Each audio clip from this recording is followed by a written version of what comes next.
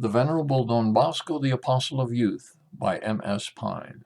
Don Bosco's literary works. Printing plant, the Salesian Bulletin.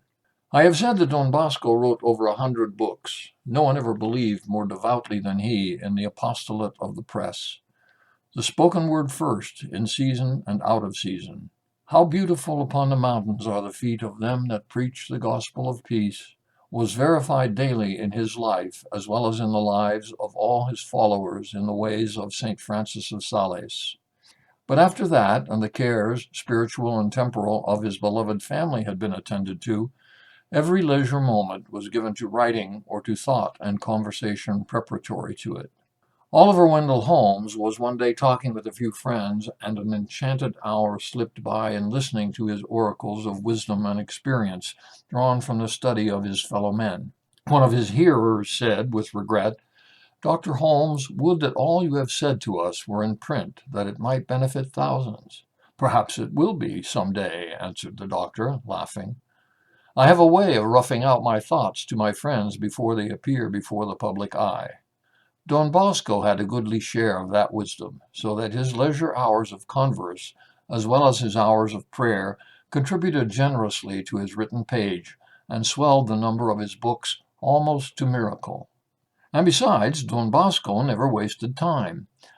Saint Liguri, whose voluminous works are the treasure of the Church, made a vow which might well frighten the most saintly, never to waste a minute of time.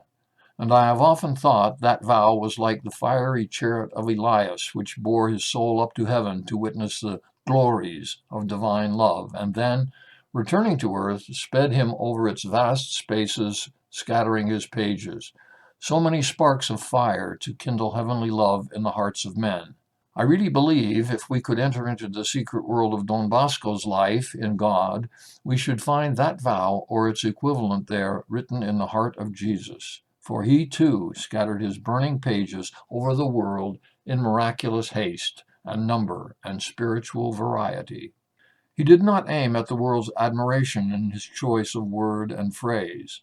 He looked to God for the thought and the power, and then wrote in simple, strong, concise language his gospel message to the young. For to them his eyes were always directed. To create the temple of God in their souls was his one imperious and dominating motive. Don Bosco had the gift of genius, which might have put him on a par with the finest prose writers of Italy, had literature been his ambition. But all his beloved classics, in collegiate days so profoundly studied, so carefully imitated, were now disregarded, art for art's sake spurned, before the world's crying need of instruction and his own powerful convictions, fairly burning themselves into the paper. I am going to introduce a paragraph by one of his own devoted students, which I think will lend a charm to the pleasant topic under discussion. How beautiful the picture of the saintly and learned theologian waiting on his mother's words for suggestion and correction in matters so weighty. Quote, "I feel quite affected when I think of those happy years during which our beloved father often related the trouble he took in his youth to study the composition of flowery, figurative rhetoric, and his difficulties later, the struggle and effort to write in the plain, simple style, always faultless, which makes his ideas and writings charming. I remember what he told us of his ecclesiastical history, and his venerable mother, who, though endowed with great judgment, was ignorant of literature. Wishing to make his history intelligible to all, he got her to read it. Then he retouched it and corrected it according to her advice. Sometimes, regardless of fatigue, he rewrote entire chapters. His wish was, without despising art in its sober beauty, to be fully understood. His works may be classed under 4 heads: works of piety, works of religious discussion, narratives for youth, and course of classics." Close quote. Chief among his writings are Sacred History, Ecclesiastical History, just referred to, a voluminous work of research full of charm and interest in 20 volumes from 100 to 250 pages each, and his History of Italy, comprising upwards of 500 pages. A clear, concise, judicious statement of events. He assures the reader that he has not written one phrase without collating it with accredited historians. This book was highly praised by the renowned Tomaseo. The Minister of Public Instruction found it so estimable that he adopted it in the public schools and rewarded the author with 1,000 francs. The Catholic Church and the Hierarchy, The Catholic in the World, and many other volumes of a similar nature are replete with instruction, convincing by their clear, conclusive logic, and practical in the extreme. Don Bosco's system in education was preventive rather than repressive, or it would not have attained to such phenomenal success.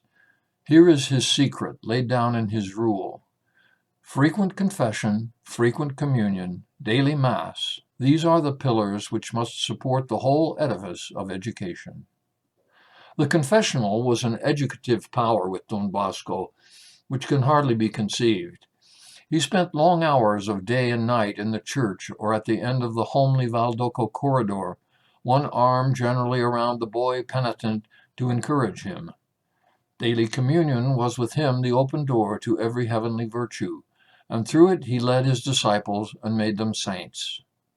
And the holy sacrifice of the Mass, who that beheld his reverence, his absorption in God, his rapt countenance as he offered the divine victim for his little waifs, all intent upon the sacred function, could ever forget it? And therefore these three golden pillars form the recurrent theme of his most ardent exhortations, by the pen as by the spoken word.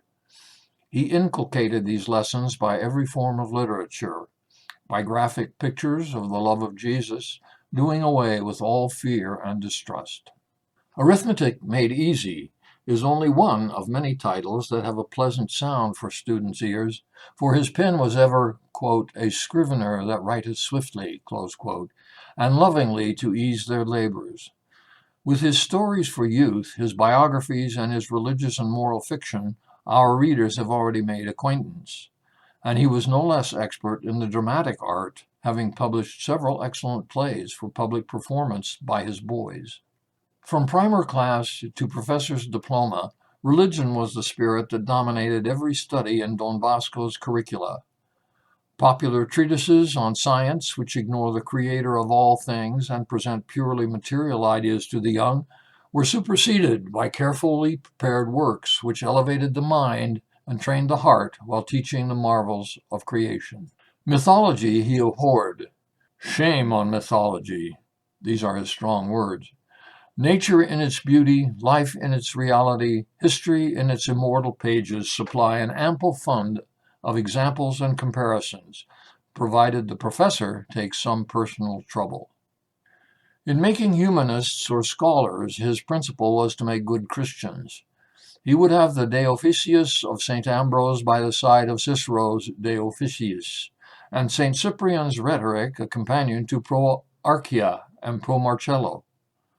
All my life, he wrote in his late years, I have struggled against the error of bringing up young Christians as pagans. With this object, I have undertaken double publication, that of some of the profane classics most used in the schools, revised and corrected, and of Christian classics. Among the latter, I selected those written in concise, elegant style with pure, holy doctrine, which corrects and weakens the naturalism freely permeating the first.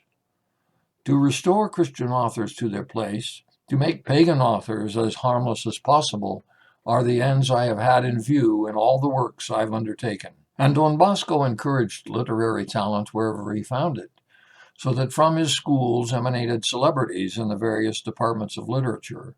His Eminence, Cardinal Cagliero, the Apostle of Patagonia, Don Rua, Don Cerruti, Don Durando, and numbers of other distinguished doctors have written on theological and moral subjects, and the other careers of life are similarly represented by authors of style and erudition. The need of economy in publishing his works became apparent, and Valdoco early had an extensive printing plant of its own. From the manufacture of paper and types to the perfection of binding and gilding, everything necessary to the art of bookmaking was supplied, and highly skilled works accomplished within its walls by the eager and indefatigable young mechanics and printers. Latin, French, and Italian publications were brought out in exquisite taste under Don Bosco's eye and prudent direction, and the printing industry became a lucrative source of income. Although for years Don Bosco had projected a Salesian periodical, he was unable to compass his desire until 1878, when the Salesian Bulletin, a monthly magazine, was launched upon the world to be a mighty power for good. The annals of the Society, in pleasing detail, are to be found within its pages, of untold value for records of sanctity and heroic achievement in all parts of the world.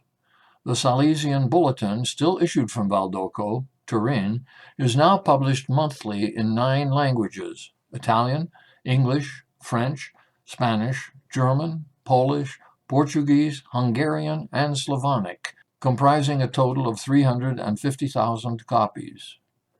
Its illustrations are attractive, and its emblems full of suggestiveness. Its simple cover of paper is the object of special care in design and drawing to the young Salesian artists of Turin, and presents a beautiful religious study. Amid a multitude of details, Mary, Help of Christians, St. Francis of Sales, and the Venerable Don Bosco are prominent figures. And the sole cry of the order gleams upon its scroll through the emblems of study, art, and labor. Da mihi animus, caetera toile, translated as, Give me souls, take away everything else.